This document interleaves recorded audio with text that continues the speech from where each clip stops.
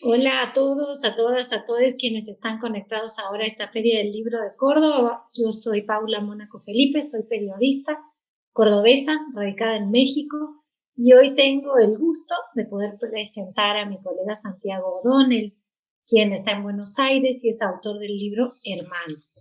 Un libro de esos que todo el mundo habla porque le enoja, porque lo quiere leer, porque le dan ganas, porque trae algo nuevo, porque le intriga. Un libro que sí funciona, de los que sí funcionan y tienen eso maravilloso de ponernos a hablar y a leer sobre algo. Santiago, muchas gracias por estar acá y quería preguntarte, después de zambullirte en ese mundo de los Macri, del clan Macri, de una forma tan intensa, tan íntima, tan diferente a lo visto hasta ahora, ¿qué nos puedes decir quién es Mauricio Macri?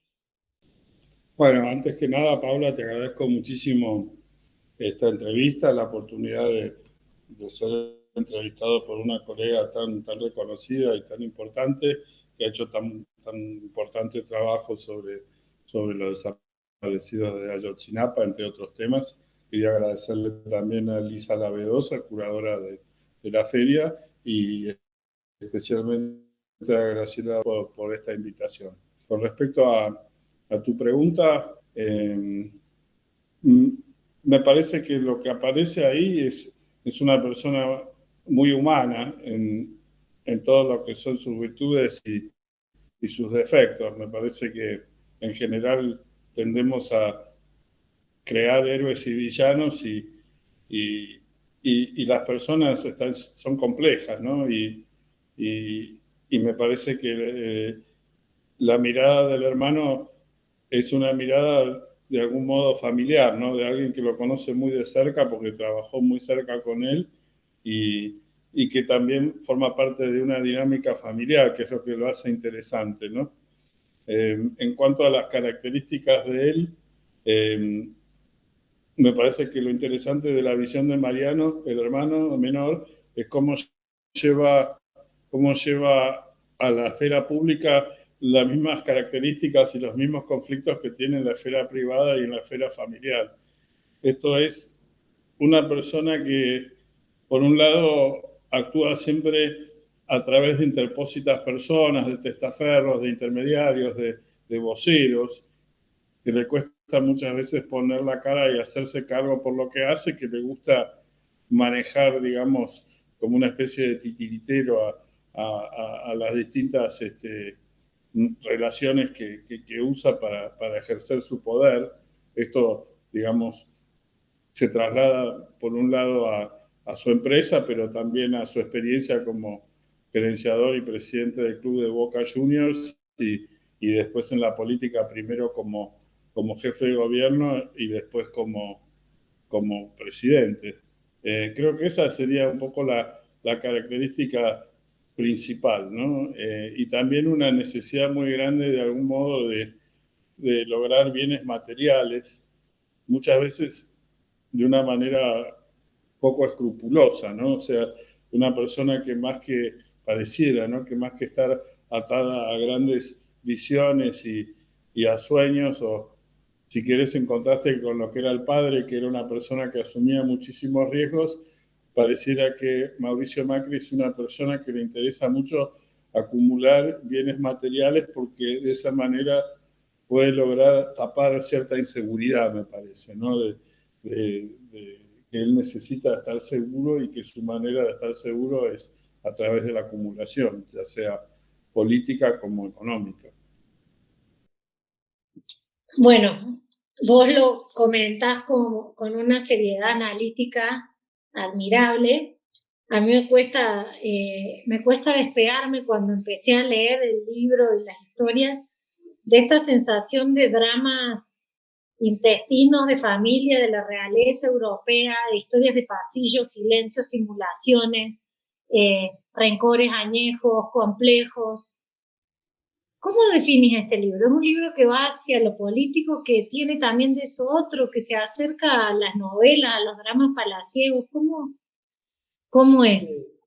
Yo creo que por un lado, como bien sugerís, está presente el drama shakespeariano, ¿no? De alguna manera, este hijo del rey que parte a las cruzadas porque no tiene lugar en su propio reino y que después vuelve a reclamar el reino y a desplazar a su padre, que es el viejo rey que está ya envejeciendo y perdiendo fuerza, ¿no? Y que aparece mientras él estuvo afuera en las cruzadas un contendiente o un rival que también aspira a ese trono y que termina derrotado de la manera quizá más maquiavélica, ¿no? O sea, directamente destruido, como en esas peleas donde no hay lugar para la compasión y donde uno gana y otro pierde, ¿no? Y acá claramente es una lucha así donde hay ganadores y perdedores y de algún modo pareciera que todos luchan por el amor paterno, pero también de una manera freudiana tienen que matarlo al padre, ¿no? Entonces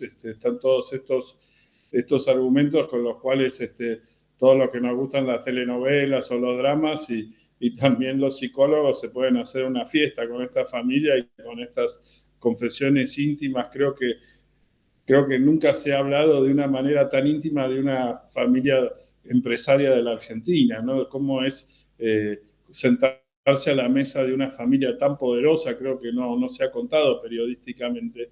O sea, cómo son en realidad por dentro de cuatro paredes los Bulgeroni, los Fortabat o los Pérez Compán. Me parece que de algún modo Mariano Macri abre una puerta que va mucho más allá de Mauricio Macri, pero claramente estamos hablando de una persona que presidió los destinos de Argentina durante 4 años, que es uno de los empresarios más importantes de la Argentina, entonces también tiene esa relevancia propia.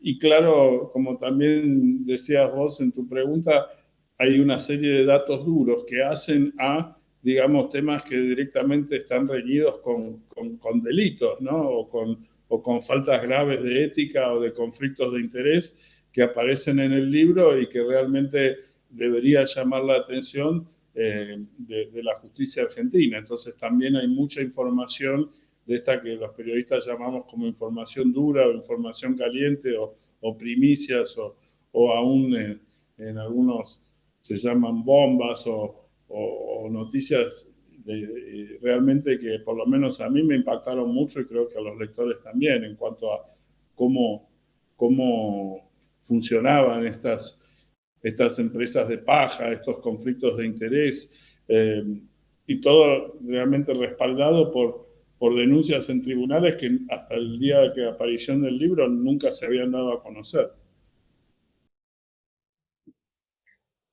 Justo vos, Santiago, sos un periodista con mucha experiencia, con una trayectoria increíble, ¿no? Hoy sos editor en jefe de Mundo de Página 12, pero con una experiencia anterior también en el Buenos Aires Herald, en Los Angeles Times, en The Washington Post, en algunos de los periódicos más importantes y reconocidos y respetados del mundo. La Nación también. La Nación también y la revista TXT, un proyecto maravilloso que disfrutábamos mucho, creo, ¿ya? Sobre todo en sus comienzos. Tenés toda esta experiencia y hay una parte que hay dos áreas que quisiera hablar con vos. Primero, el tema de la vida privada, siempre el dilema de la vida privada, hasta dónde se vale entrar a la vida privada y qué pasa cuando un sujeto como Mauricio Macri es presidente y qué tan privada es la vida de un presidente, sobre todo en el antes de cuando sea presidente, ¿no? En todo lo que precede, todo lo que viene antes. ¿Cómo manejar eso? Creo que es algo interesante para hablar sobre todo con colegas y con quienes van empezando. ¿Cómo tratar la vida privada sin que sea esto, pues sin caer en el folletín y sin caer en el ir a cosas que no son informativamente trascendentes? ¿Cómo manejaste eso? ¿Cómo lo manejas? Bueno, yo creo que hay distintos niveles o sea, el derecho a la privacidad entra en conflicto con otros derechos, como es el derecho a la información pública, al estar informado, el derecho a la libertad de expresión, etcétera, etcétera. Entonces, cada caso es distinto, digamos, en un extremo podemos tener una persona, por ejemplo, de origen humilde que nunca ha tenido contacto con los medios, como puede ser, por ejemplo, la madre de un chico que fue baleado en una esquina. Esa persona, a mi juicio, tiene el máximo nivel de privacidad y de derecho a la privacidad. Digamos, es una persona que no ha buscado la atención de la prensa y que no tiene una vida pública, me parece que tiene un derecho casi absoluto a la privacidad. Digamos, todo lo que haga esa persona dentro de su casa me parece que es muy privado. En el otro extremo se encuentra justamente para mí el presidente de la nación, que por ahí con alguna gran personalidad, como puede ser, no sé, Messi, el jugador de fútbol tan famoso, o alguna personalidad así, el Papa, por ejemplo, son personas que prácticamente te diría que tienen, si no cero derecho a la privacidad, muy poquito, digamos, casi todo lo que hace un presidente me parece que es de interés público. Y el mismo presidente lo sabe porque el presidente se vale de los medios, muchas veces tiene inclusive muchísimo más acceso a los medios para contestar cualquier cosa que diga un periodista que el mismo periodista. Entonces, me parece que es muy interesante el concepto, la palabra, y esto me parece que me ayudó mucho el trabajo con Wikileaks que hice, ¿no? La idea de privacidad, si vos, es la misma palabra privacidad, si vos la oponés a otra palabra, ¿no? Que es muy, para mí, es exactamente la contracara, que es la palabra opacidad. Vos fíjate qué interesante que si vos ocultás algo de la esfera pública y está bien visto y está bien que lo ocultes o alguien quiere referirse favorablemente al hecho de que vos ocultes información, te dicen, bueno, es su vida privada, tiene derecho a que la información no se conozca. Ahora, si vos querés criticar a alguien por no revelar información o porque su información privada quedó oculta, y es muy opaco, es muy opaca esa persona porque no revela o no transparenta las informaciones. Entonces, me parece que el mismo hecho de usar la palabra privacidad tiene como una connotación, digamos, positiva hacia la no revelación, mientras que hubo opacidad o falta de transparencia se refiere al mismo fenómeno, pero de manera negativa. Por eso digo que para mí el derecho a la privacidad existe, es muy importante, hay que saber respetarlo, pero al mismo tiempo también existe el derecho a saber sobre personajes públicos y que se valen de los medios públicos para obtener ventajas, ¿no? Entonces, hay un caso muy interesante, vos estás en México, no creo que lo hayas escuchado, pero acá en la Argentina se hizo muy famosa, de una persona que empezó que habló muy mal, digamos, de la gente humilde que vivía en un country, que decía que venía gente humilde a tomar mate ahí, qué sé yo, se conoció como el caso de la cheta de Nordelta y se viralizó el mensaje de esta mujer burlándose de la gente humilde, ¿no? Lo que nadie se detuvo, muy pocos se detuvieron, hay un artículo de Valentín Muro que me llamó la atención, a ver cómo se había filtrado esa información y resulta que esto era una charla privada de esta mujer en un chat privado. Bueno, yo en ese caso, conociendo que esta mujer no está cometiendo ningún delito, no está buscando agredir a nadie, sino que se trata de una charla privada, me parece que un periodista no tiene derecho a revelar ese tipo de información. Entonces, por eso digo, hay que analizar cada caso, pero me parece que hay que respetar que también no solo es importante quién lo dice, sino a través de qué medios. Y si una persona está hablando en privado, una conversación telefónica o un chat privado con un amigo, no es lo mismo que si una persona usa, por ejemplo, una red social pública, como puede ser Facebook o Twitter, donde todo lo que aparece ahí me parece que es completamente la esfera pública, como por ejemplo, para darte otro ejemplo, los jugadores de rugby que se los encontraron diciendo cosas racistas a través de Twitter. Bueno, ahí usaron una red pública y entonces ahí me parece que aplica otro criterio a que si hubieran hecho las mismas expresiones racistas en mensajes privados. Sí, bueno, además no quiero adelantar a quien no haya leído, pero también en esos momentos de vida privada, a veces anteriores a la gestión como presidente de Mauricio Macri, comienzan a gestarse o empiezan negocios que se terminan concretando o creciendo cuando él está en una función pública, en la máxima función del país. Entonces sí hay un en el caso del libro, por ejemplo, hay muchas instancias de la vida privada de familiares de Mauricio Macri que no las puse en el libro. Revelaciones que hubieran sido muy impactantes y que hubieran hecho mucho ruido, pero que no estaban directamente relacionadas a Mauricio, sino que tenían que ver, por ejemplo, con Sandra o con otro tipo de personas dentro, o con la madrastra de Mauricio, o con la mujer de Mariano, otros personajes, digamos, que no. Ahora, todo lo que tenía que ver con la infancia de Mauricio Macri, con cómo fue desarrollando sus características psicológicas, emocionales, sí me parecieron que eran relevantes, desde cómo recibía a sus amigos en la quinta hasta cómo trataba a sus hermanos en disputas de adolescentes, ¿no?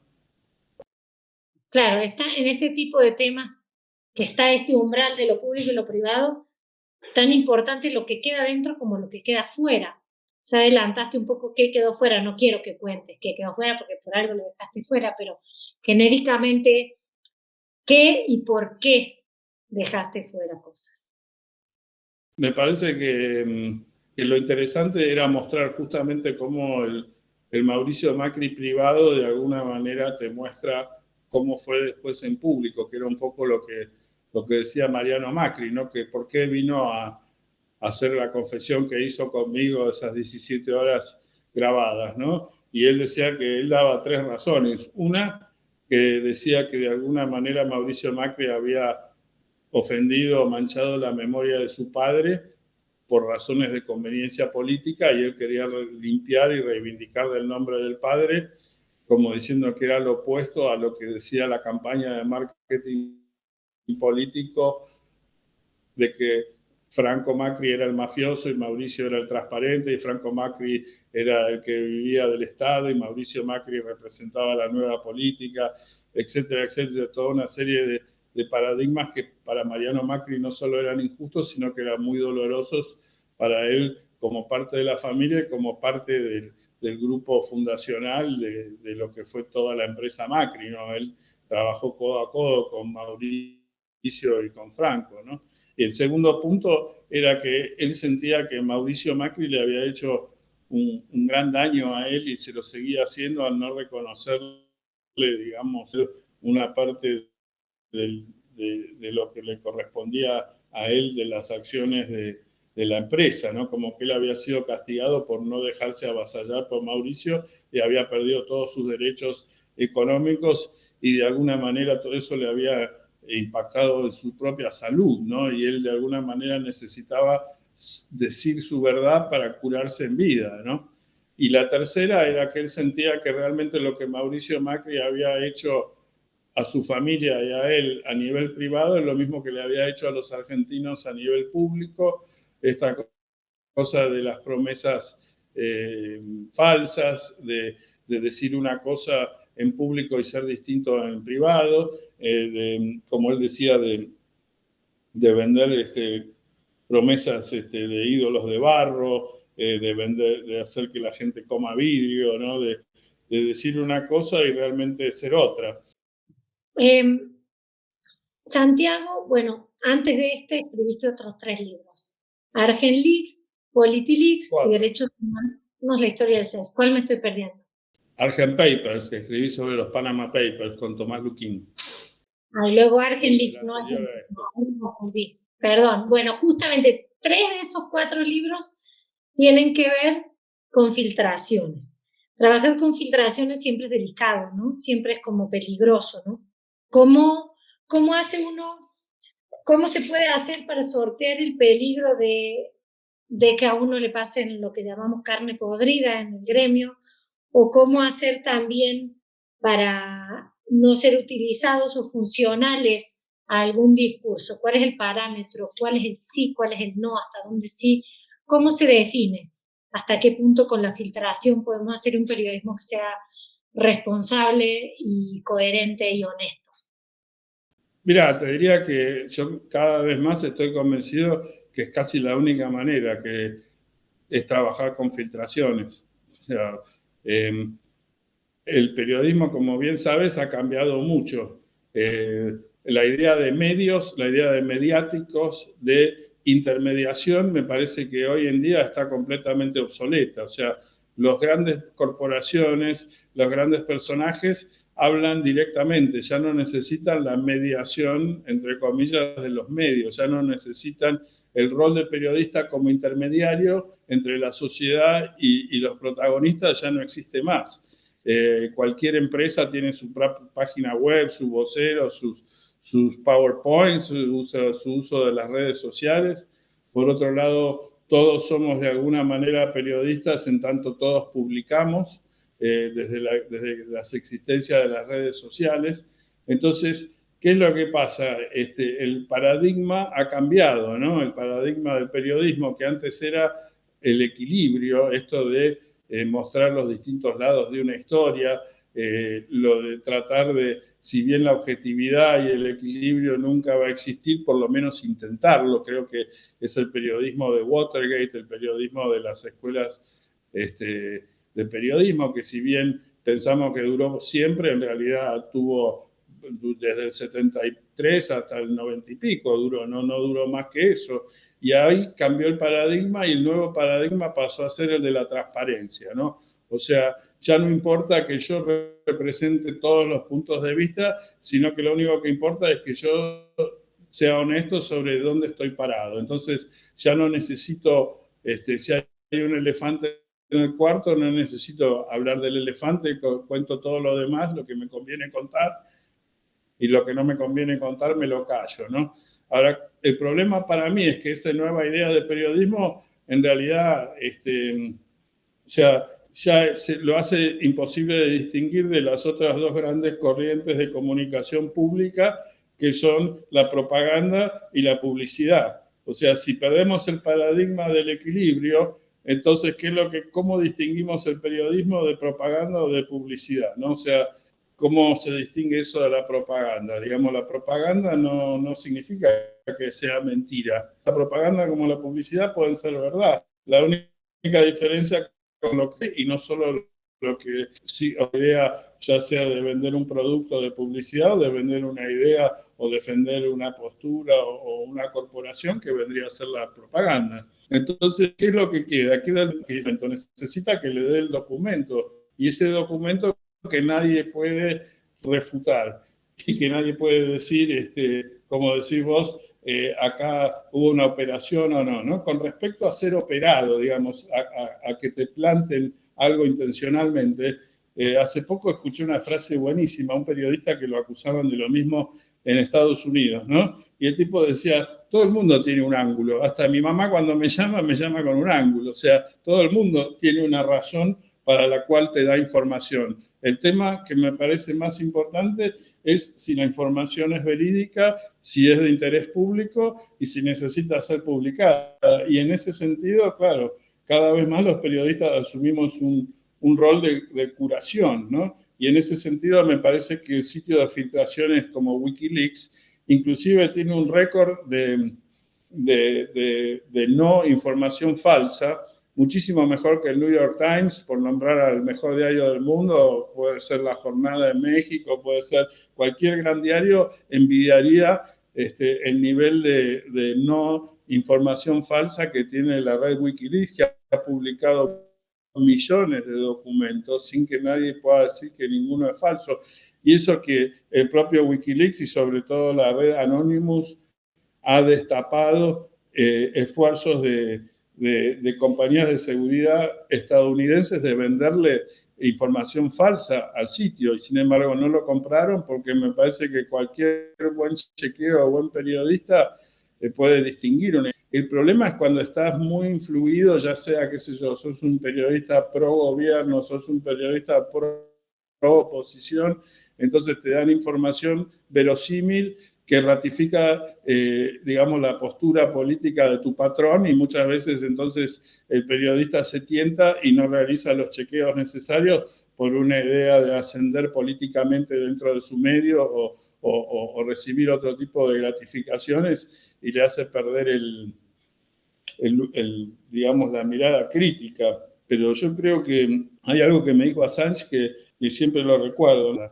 Y eso me parece que, mismo volviendo a este libro de Mariano Macri, yo creo que conseguir la información, yo pensé que sería muy difícil, de vuelta, no todos los días vas a tener un personaje de la cercanía a Mauricio Macri y del nivel de Mariano Macri que te van a hablar con pruebas en la mano. Pero después en todo el proceso de publicación del libro, justamente lo que se me confirmó, hubiera sido mucho más fácil quizás para mí dejarme tentar por las ofertas que me hicieron para que no salga publicado el libro y muchos me dicen que otros periodistas por ahí hubieran hecho eso. Digamos, lo difícil era aguantar por un lado las tentaciones y por otro lado las presiones judiciales y políticas que tuve que aguantar para publicar el libro. Bueno, me la dejaste picando, no puedo no preguntar. ¿Qué te ofrecieron para que el libro no saliera? Bueno, me hicieron un juicio que fue bastante conocido, donde me exigieron entregarle a Mariano Macri todas mis grabaciones. Además, bueno, por supuesto hubo conversaciones, me hicieron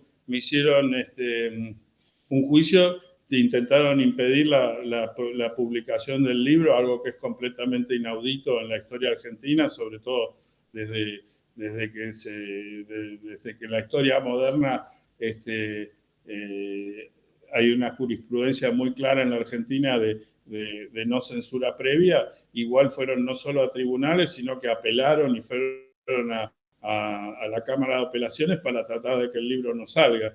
Después, por supuesto, hubo todo tipo de conversaciones entre los abogados de ellos y los míos y los de la editorial, de los cuales obviamente no puedo revelar porque eran conversaciones en off the record entre abogados, pero claramente había, digamos, tanto a mí como a la editorial le hicieron ofertas muy interesantes que, por supuesto, no consideramos ni nosotros ni la editorial que correspondían, ¿no? Porque, como te imaginarás, que este tipo de me interesa ser rico, sino poder contar en algún punto lo que yo considero que son verdades que necesitan conocerse, ¿no?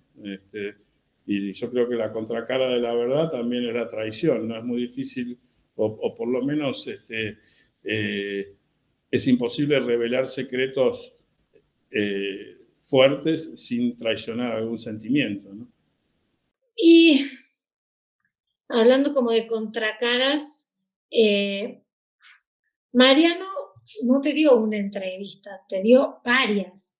Se reunieron 1 o 2 veces por semana a lo largo de 2 meses, 17 horas. No, de 6 meses. 6 meses. Entonces se reunieron entre 6 y 2 y se reunieron como 20 veces, más o menos. Sí.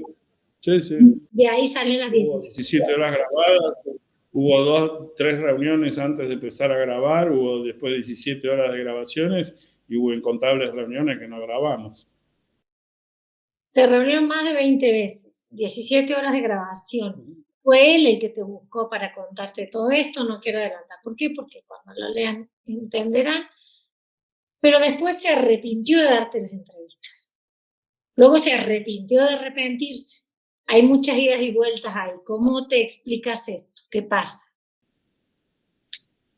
Bueno, por un lado, al principio, digamos, para mí fue bastante, no sé si sorprendente, pero no me la vi venir, ¿no? Después, con el tiempo, me di cuenta que pasa muy seguido en este tipo de revelaciones fuertes, ¿no? Se arrepintió o le sirvió lo que yo hice y es una estrategia judicial para que no lo revienten a él, haberse hecho el arrepentido, o lo presionaron o lo tentaron con mucha plata para que cambie de postura, o él secretamente, yo estoy convencido que él siempre quise que yo publique el libro, que lo publique así, pero en distintos momentos reaccionó como pudo, ¿no? Son cosas muy fuertes las que dijo, ¿no?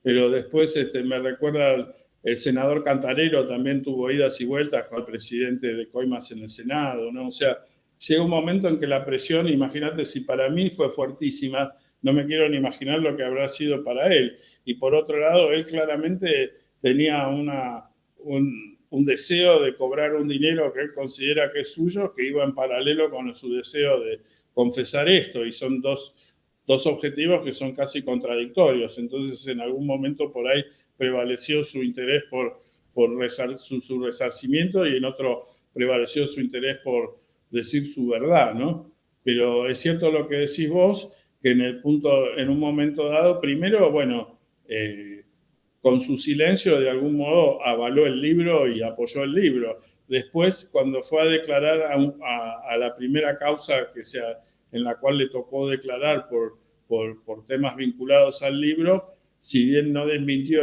ni una sola palabra, ni dijo que no había dicho lo que dijo en el libro, lo dio a entender al decir que él no tenía nada que decir en contra de sus hermanos, que eran sus hermanos y qué sé yo, y que el libro no había tenido su autorización, como si la fuente de un libro tuviera derecho a decir o autorizar o desautorizar un libro, ¿no? Y después, como bien decís, es como que pegó otro vuelco y salió a dar una entrevista donde prácticamente ratifica palabra por palabra todo lo que dice el libro, o por lo menos todo lo que le preguntaron sobre el libro, ¿no? Y donde realmente se vuelve a referir a su hermano Mauricio con términos durísimos, y vuelve a ratificar todas las acusaciones. Pero mientras tanto sigue querellando en contra mío, y la verdad que no termino de entender, más allá de que a él se lo pidan, no sé por qué tiene esta obsesión por lo que yo le entregue mi material de trabajo. Claramente no pienso hacerlo, no pienso convertirme en el primer periodista de violencia mundial sobre libertad. Tengo una ONG británica especialista en estos casos, que me está apoyando en el tema legal, ¿no? Pero ahí también se ve la mano que de algún modo parece exceder a lo que es capaz de hacer Mariano Macri, ¿no? O de financiar, ¿no? O sea, ahí tanto para frenar la salida del libro como para obtener estas grabaciones, se nota, digamos, un esfuerzo legal, político y jurídico que me parece que excede lo que es simplemente Mariano, ¿no? Y que posiblemente hay otros miembros de la familia o el propio expresidente detrás de estas movidas judiciales. O sea, me cuesta mucho saber cuándo es que lo presionaron, que lo extorsionaron, que le ofrecieron cosas, o sea, o una combinación de todas ellas, ¿no? Pero evidentemente hubiera preferido que Mariano tuviera una línea más firme en cuanto a lo que dijo. Lo que sí me queda muy tranquilo es que los datos objetivos que él publicó en el libro, es como digo, nunca se puede el tubo. Él hizo acusaciones concretas de cómo Mauricio Macri vació o trató de vaciar el grupo a través de maniobras de lavado de dinero con bancos offshore que justamente han sido cerrados por lavar dinero. Ha hecho acusaciones concretas de cómo utilizó el poder y de la presidencia de la nación, con conflictos de interés clarísimos en distintas causas judiciales que se le siguen al presidente. O sea, la información que él aportó nunca la desmintió ni puede ser desmentida, porque inclusive ya está en tribunales y fue judicializada por el propio Mariano Macri. Entonces, más allá de que un día él piense que su hermano es bueno o malo, otro día piense que es más lindo o más feo, dijo que nadie, ni el presidente Macri, ni él mismo. Creo que esas idas y vueltas a lo mejor puedan tener que ver con el poder, con el potencial que tiene la información que está en el libro, porque si bien hay un punto donde es información que merecemos saber, en tanto tiene que ver con un presidente de la República y negocios que gestionó cuando era presidente de la República, o negocios del pasado vinculados que continuaron, que se multiplicaron siendo presidente de la República. Más allá de eso, que no es poco, sin duda en el libro también hay otras informaciones que se comienzan a transformar en puntas de investigaciones jurídicas e incluso testimoniales, pruebas para investigaciones jurídicas, como es en el caso de las eólicas. Creo que el miedo viene por ese lado, y eso creo que es algo muy interesante que que nos saca del lugar de un libro que pudiera pensarse como revancha. Hay un interés público en muchas de las cosas que hay ahí. ¿Qué te hace sentir a vos que parte de tu trabajo de repente entre a alimentar causas judiciales? ¿Qué significa? ¿Te importa? ¿No te importa? Este tipo de causas, no me refiero a las causas que promueven en contra de tu trabajo, sino cómo de ahí van surgiendo cosas que judicializan o que amplían investigaciones que ya estaban en curso. Sí, te entiendo. Claramente no soy ingenuo y no soy, digamos, claramente que si hago un trabajo que después deriva en una causa judicial y se llega a la verdad y se me da el crédito de haber iniciado esta causa con alguna información, qué sé yo, es todo muy lindo. Vos sabés que en nuestro gremio, bueno, eso amplifica la noticia, da más atención al trabajo, todo bárbaro. Pero en el fondo, digamos, mi trabajo, yo estoy contento si lo hice bien. Como digo siempre, me gusta a veces jugar al póker, viste, que las fichas caigan donde tengan que caer. Después, si el Poder Judicial lo tomo, repito, sería muy lindo, me alegro, pero ya no es mi trabajo y yo trato de ocuparme y realmente sentirme bien o mal por lo que yo hago y no tanto por lo que los demás después hacen con mi trabajo. Entonces, si yo estoy muy tranquilo de que hice un buen libro y eso ya me deja contento. Todo lo demás, si querés, como se dice acá, la frutilla de postre, todo lindo. Si después pasa algo, mejor, pero ya yo estoy muy contento con poder mostrar a través de mi trabajo quién es Mauricio Macri. Eso es lo que yo quiero hacer, digamos. Mi última pregunta, porque ya te bombardeé. El libro es un éxito editorial, aparece entre los más buscados, los más leídos. Hice una búsqueda, por ejemplo, en Google de menos de un segundo y te arroja 264.000 resultados.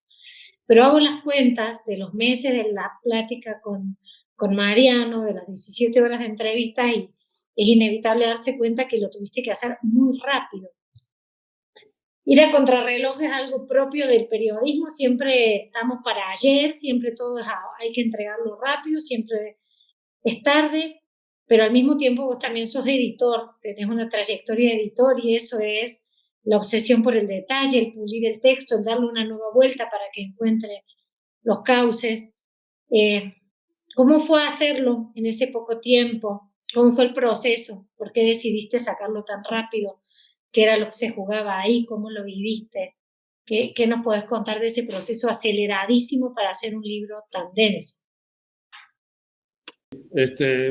Por un lado, en los 6 meses que lo entrevistaba ya estaba escribiendo el libro, entonces también ahí gané algo de tiempo, ¿no? Porque por un lado, generalmente uno empieza a escribir cuando ya tiene todo el material. Acá iba transcribiendo, tiene el formato de una larga entrevista y también de una investigación sobre esos dichos, ¿no?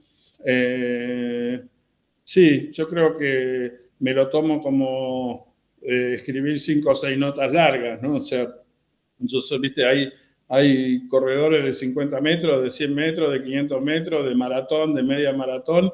A mí yo me veo más como de los 1500 metros, ¿no? Me gusta escribir las notas largas de fin de semana, que la gente las lee y como que de algún modo a los demás periodistas ya no quieren seguir el tema porque hice todo, ¿viste? Eso es un poco lo que me gusta hacer.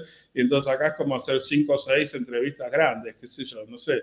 Yo lo veo así, ¿no? Como siempre la idea de editor, ¿no? Que siempre como que si lo vas deconstruyendo en capítulos, ¿no?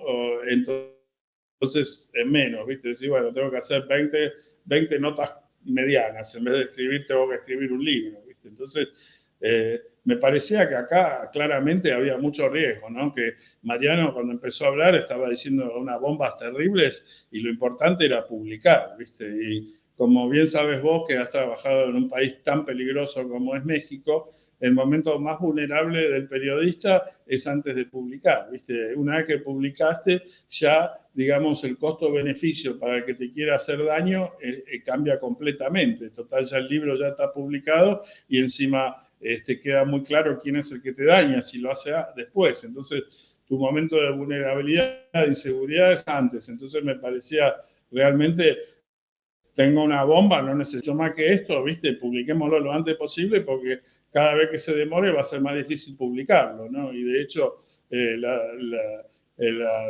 arrepentimiento, entre comillas, de Mariano Macri, las presiones sobre la editorial, sobre mí y demás, me parece que, por lo menos a mí, yo siento que me dieron la razón de que era un libro que había que publicarlo rápido porque era necesario ahí. Digamos, a mí me gusta escribir lindo, me gusta que la gente diga qué lindo que escribí, qué bueno, me gusta hacer historias divertidas y me parece que este libro tiene todo eso, pero me parece que lo importante era que acá había una voz muy fuerte, muy poderosa, que se tenía que hacer escuchar, ¿no? Y yo no sé cómo la ves vos, pero yo cuando escribo, cuanto más fuerte es la noticia o lo más fuerte es lo que tengo, más me corro del camino, digamos. Cuando no tengo nada, entonces ahí empiezo con los firuletes, armo todo, ¿viste? Armo una gran novela. La información es poquita, entonces le trato de sacar todo el jugo posible. Ahora, cuando tengo una información que te vuela la cabeza, ahí me parece que el escritor lindo y todo eso se tiene y dejar que la información corra por sí misma, ¿viste? Y tratar de interferir con ella lo menos posible. Vos fíjate que en el libro hay una primera persona, creo que en la introducción, y después trato de desaparecer del texto, ¿no? Sí, muchas veces la nota dictada desde el terreno por teléfono sale más ordenada y mejor en narrativa que la que trabajamos por mucho tiempo. Y como siempre mentimos de que es la última, no es la última, ahora sí la última pregunta. Decía al comienzo que Mariano abrió una puerta, que él abrió la puerta, una puerta inusual a ese mundo de la oligarquía, del poder, de esos poderes añejos, incluso en Argentina y muy cimentados en toda América Latina, no solo en Argentina. ¿Para qué nos sirve ver eso? ¿Por qué hacer este libro? Mira, yo en realidad lo que hago, lo hago porque me parece interesante, digamos. Yo cuando empecé el periodismo, por ahí no sé si a vos te pasó lo mismo, yo quería cambiar el mundo, ¿no? Y también, o sea, desde antes, primero quería aventuras, ¿no? Yo cuando quería ser periodista a los 6 años, 8 años, me imaginaba con el chaleco kaki, viste, en la selva o en un escenario de guerra haciéndome el héroe, ¿no? Después ya a los 18 años, qué sé yo, 19, ya quería cambiar el mundo y usar el periodismo para que haya más justicia, para que se deje de morir de hambre la gente en Somalia y todo eso, ¿no? Y después, ya más de grande, me di cuenta, obviamente, que no voy a cambiar nada. Y entonces ahí me di cuenta que lo que tiene el periodismo que me atrapa tanto es conocer gente y conocer lugares, ¿no? Y conocer gente es entender un poco más de la naturaleza humana. Y yo creo también que siempre cuando escribimos, si bien elegimos un sujeto y muchas veces hasta no aparecemos abiertamente, siempre escribimos sobre nosotros mismos, ¿no? O sea, es mucho más lo que yo muestro sobre mí en cualquier libro que escribo que lo que muestro sobre el tema en que estoy escribiendo, ¿no? En un libro vos mostrás si sos inteligente, si sos estúpido, si sos sensible, si te gusta el arte, si te gusta la música, si te gusta leer, si sos malhumorado, si sos, o sea, mostrar, te desnudás de algún modo, ¿no? Entonces, siempre estás escribiendo sobre vos. Entonces, también esto a poder contar qué cosas me interesan y me parece que está esta fascinación del periodista de contar cosas que no se saben, ¿no? Y como bien vos decís, este mundo de las oligarquías y de los archipoderosos es un mundo reservado a muy pocos y Mariano me abrió una puerta increíble de poder meterme ahí y darme cuenta, como dice el famoso cliché, los ricos también lloran, ¿no? Como que de algún modo los ricos tienen a veces los mismos traumas, los mismos problemas, los mismos defectos, los mismos odios, las mismas vergüenzas, las mismas falencias éticas o morales que puede tener cualquier persona en el barrio, ¿no? Entonces, por un lado la fascinación de lo distinto y por otro lado poder aprender un poco más sobre la naturaleza humana y sobre mí mismo. Perfecto. Muchas gracias, Santiago. ¿Algo más que tú quieras contar o decir? Tal vez se me fue algo. No, me encantó tu entrevista, me pareció muy, muy relajada, muy interesante, muy como te imaginarás que a esta altura ya di 800.000 entrevistas sobre este libro y nunca había podido hablar así como, por un lado estoy hablando del corazón del libro, pero casi sin hablar del libro, y eso me pareció muy interesante en tu técnica de entrevistar, así que te lo agradezco y lo disfruté mucho en nuestra conversación. Muchas gracias. Ojalá muchos se animen a leer Hermano, y también que se siga haciendo esto, ¿no? De rompernos incluso la propia estructura, porque como decías, es interesante conocer gente y lugares y a veces nos enfocamos siempre en los mismos relatos, porque hay una intención y por qué es necesario, porque el mundo es muy desigual y por qué hace falta mostrar el lado del dolor, pero también mostrar las otras partes que componen la misma realidad de alguna forma y que juegan.